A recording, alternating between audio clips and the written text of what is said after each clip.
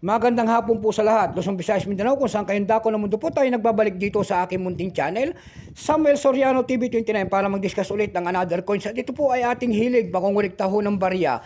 Kaya ho tayo nandito nagsiselling ng kanilang mga halaga. Ayan po kung magkano na ang kanilang mga presyo po. At isa naman ho tayong kolektor. Ayan po. Magandang hapon po sa lahat ng aking mga subscriber dyan kung saan kayong dako ng mundo po. Thank you so much sa inyong lahat. Yan naman pong hindi pa po nakapag-subscribe dito sa aking YouTube channel at gusto nyo ang ganitong mga topic po about coins. Ayan. Aanyayahan ko sana kayo at malaking tulong na ang inyong gagawin. Makikisuyo at malaking tulong na yan. Tulad ng pagpindot ng ating subscribe button, like and share para ma-update po kayo sa mga latest ko pang gagawin mga video po. Maraming salamat din po sa nanonood doon sa aking mga FB page. Ayan, thank you so much sa aking mga followers doon sa aking FB page, Samuel Soriano po. Thank you so much sa inyong lahat. Ayan, ang pag-usapan po natin ngayon ay pera po ng world coins pa rin. At yung mga ganitong mga tinatalakay natin kung sino po mga ganyan dyan ay willing ho tayong bilhin. Buying ho tayo sa mga ganito. Ayan po.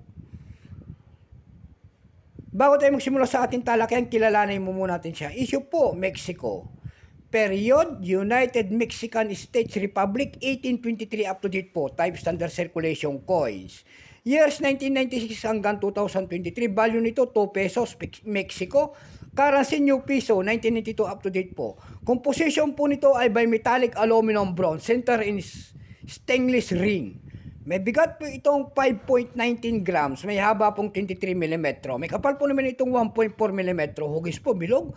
Orientation yan, middle alignment. Number and dash 587. Reference number KM-640. Ito pong year 2004.